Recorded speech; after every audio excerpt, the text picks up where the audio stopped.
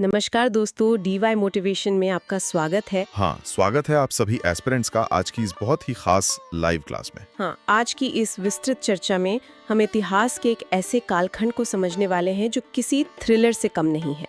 हमारा फोकस है शुंग वंश, जो 185 ईसा पूर्व से 73 ईसा पूर्व तक चला। बिल्कुल। और देखिए, क्लास की शुरुआत हम स्लाइड नंबर 1 से कर रहे हैं।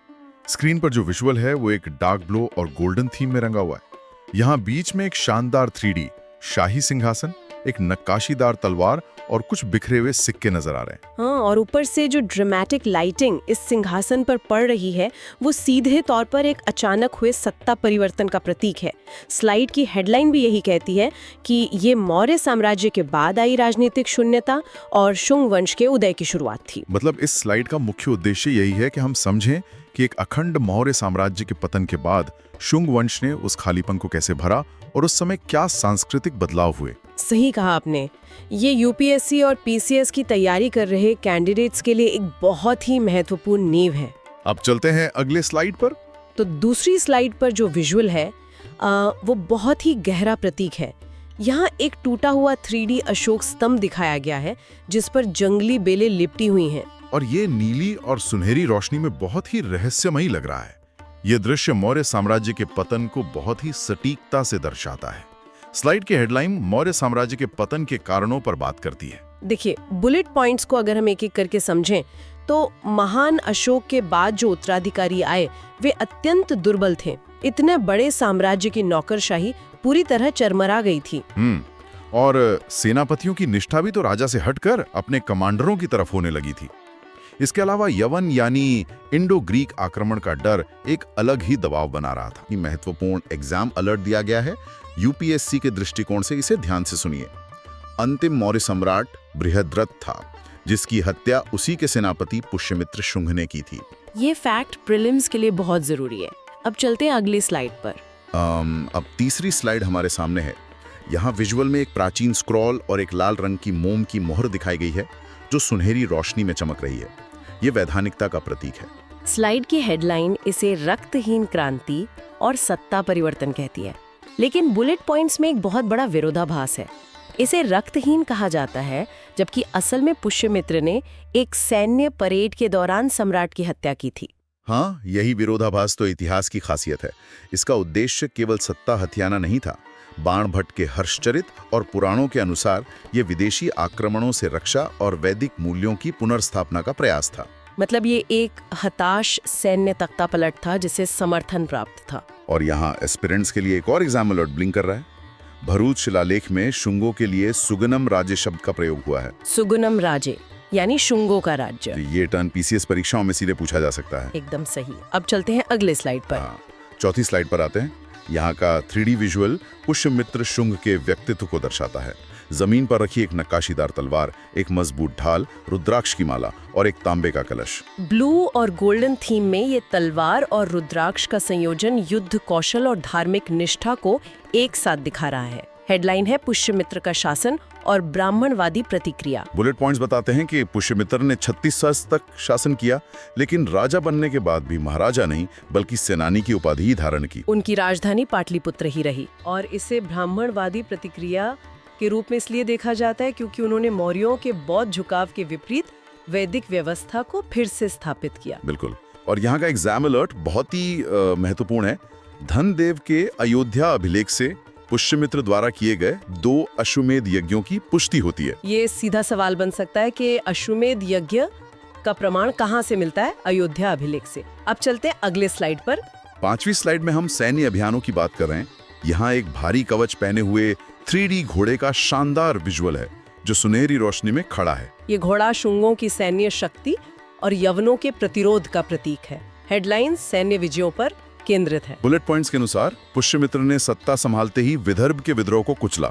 इसके साथ ही सबसे बड़ी उपलब्धि ये थी कि उन्होंने यवनों यानी इंडो ग्रीक्स को मध्य भारत में घुसने से रोक दिया। और इस स्लाइड का एग्जाम अलर्ट साहित्य से जुड़ा है। कालिदास के प्रसिद्ध नाटक मालविकाग्निमित्रम में पुष्यमित्र के पुत्र अग्निमित्र की इसी विदर्भ विजय का बहुत ही सजीव वर्णन मिलता है। ये आर्ट एंड कल्चर और हिस्ट्री दोनों के नजरिए से अहम है। एकदम। अब चलते हैं अगले स्लाइड पर। अब हम 6ठी स्लाइड पर हैं। यहाँ नीली रोशनी के बीच एक पत्थर का नक्काशीदार 3D मंडप है जिसके अंदर कुछ प्राचीन दस्तावेज सलीके से रखे हैं। ये प्रशासन का प्रतीक है। हेडलाइन है प्रशासनिक ढांचा और विकेंद्रीकरण यानी डिसेंट्रलाइजेशन। बुलेट पॉइंट स्पष्ट करते हैं कि मौर्यों का प्रशासन जहां केंद्रीकृत था, शुंगों ने उसे सामंती ढांचे में बदल दिया। हाँ, उन्होंने साम्राज्य को सीधे राजधानी से चलाने के बजाय राजकुमारों को वाइसराय बनाकर भेजा। साथ ही ग्राम प्रशासन को बहुत महत्व दिया जाने लगा। और इसी का परिणाम हमारे एग्जाम अलर्ट में दिखता है। विदिशा, जो कि एक प्रांतीय केंद्र था, वो धीरे धीरे पाटलिपुत्र के समान दूसरी सबसे महत्वपूर्ण राजधानी बन गया। बिल्कुल, विदिशा का ये उदय बहुत ही स्ट्रेटेजिक था। अब चलते हैं अगले स्लाइड पर। 7वीं स्लाइड अर्थव्यवस्था पर है। स्क्रीन पर एक 3D तराजू और एक मटके से गिरते हुए प्राचीन सिक्के दिखाए गए हैं जो गोल्डन थीम में आर्थिक समृद्धि को दर्शाते हैं। हेडलाइन आर्थिक स्थिति और व्यापारिक श्रेणियों के उदय की बात करती है। बुलेट पॉइंट्स के अनुसार यद्यपि कृषि मुख्य थी, लेकिन गिल्ड्स या व्यापारिक श्रेणियों का उदय तेजी से हुआ। और मुद्रा प्रणाली में कारशापण नामक चांदी और तांबे के सिक्कों का भारी प्रचलन हुआ। व्यापारिक मार्गों को बहुत सुरक्षित किया गया था। यहाँ हमारा एग्जाम अलर्ट कहता है कि महर्षि पतंजलि के महाभाष्य में उस समय के करों यानी टैक्सेस और व्यापारिक गतिविधियों का स्पष्ट उल्लेख मिलता है। महाभाष्य का ये आर्थिक संदर्भ यूपीएससी मेंस के लिए बहुत अच्छा पॉइंट है। सही कहा। अब चलते हैं अगले स्लाइड पर। 8वीं स्लाइड शायद सबसे विवादास्पद और दिलचस्प है। विजुअल में एक तरफ जलता हुआ वैदिक 3D हवन कुंड है और दूसरी तरफ एक शांत बौद्ध धर्म चक्र। दोनों पर नीली और सुनहरी रोशनी का कॉन्ट्रास्ट है। ये धार्मिक नीति का विरोधाभास दिखाता है। हेडलाइन धार्मिक नीति है और हमें यहाँ पूरी तरह तटस्थ दृष्टिकोण रखना है। बुलेट पॉइंट्स बताते हैं कि बौद्ध ग्रंथ दिव्यावदान पुष्यमित्र को बौद्धों का संहारक बताता है। लेकिन दूसरी तरफ पुरातात्विक साक्ष्य ये साबित करते हैं कि इसी काल में सांची और बरहुत स्तूपों का सबसे ज्यादा विस्तार हुआ। ये एक बहुत बड़ा विरोधाभास है।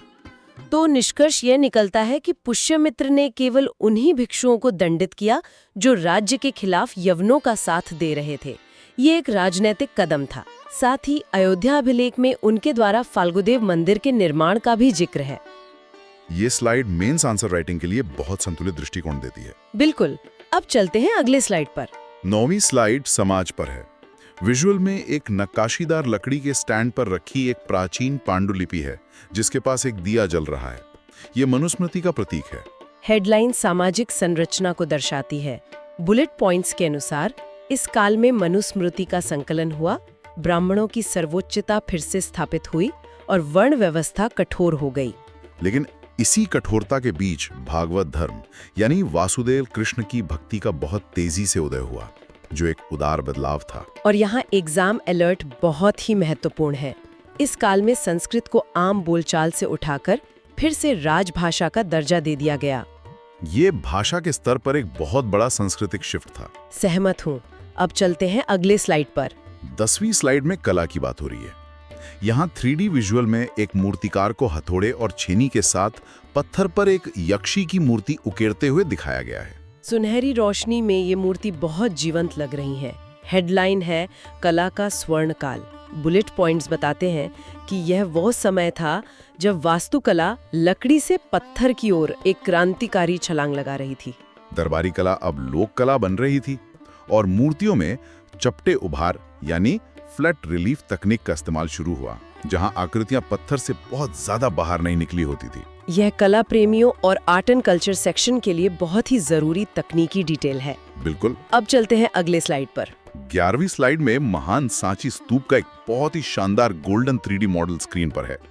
ये मॉडल स्तूप के एनलार्जमेंट को दर्शा रहा है। हेडलाइन सांची स्तूप और धार्मिक सहिष्णुता पर है।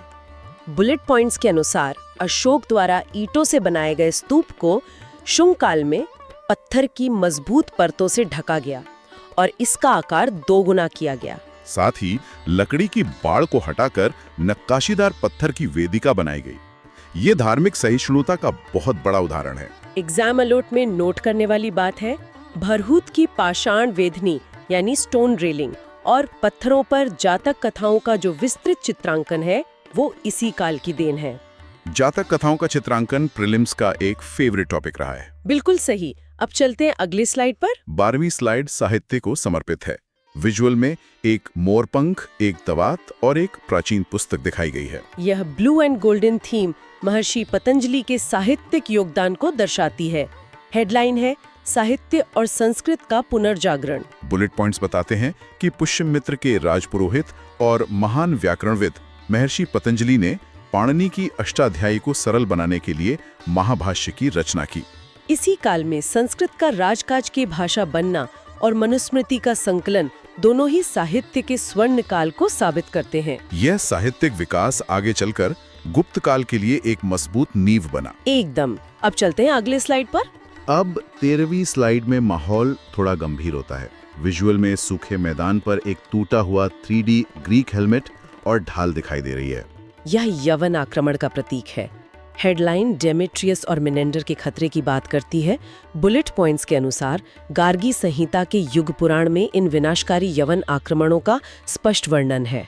यवन लगातार पाटलिपुत्र तक पहुंचने का प्रयास कर रहे थे, लेकिन शुंगों ने उन्हें मध्य भारत से आगे नहीं बढ़ने दिया। और यहाँ एक बहुत ही शानदार एग्जाम अलर्ट है। यवन राजा मिनेंडर, जिसे मिलिंद कहा जाता था, उसने बाद में बौद्ध धर्म अपना लिया था। इसका वर्णन मिलिंद पन्हो ग्रंथ में मिलता है।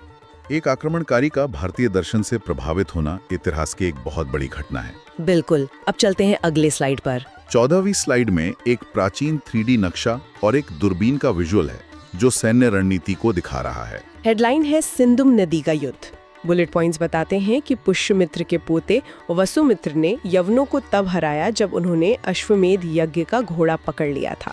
ये युद्ध साम्राज्य के आत्मसम्मान का प्रतीक था और यहाँ एग्जाम अलर्ट में एक बहुत ही महत्वपूर्ण ऐतिहासिक सुधार है। हाँ, आधुनिक शोध के अनुसार कालिदास ने जिस सिंधु नदी का जिक्र किया है वो पश्चिमोत्तर की मुख्य इंदस नदी नहीं बल्कि मध्य प्रदेश की काली सिंध नदी थी। ये फैक्ट भूगोल और इतिहास के इंटरसेक्शन पर बहुत अच्छा सवाल बन सकता है। जरूर। अब चलते हैं अगले स्लाइड पर। 15वीं स्लाइड पतन की शुरुआत को दिखाती है। विजुअल में सीढ़ियों पर रखे हुए 3 3D मुकुट हैं जिन पर से रोशनी धीरे धीरे कम हो रही है। यह उत्तराधिकारियों के कमजोर पड़ने का प्रतीक है। हेडलाइन उत्तराधिकारी और पतन है।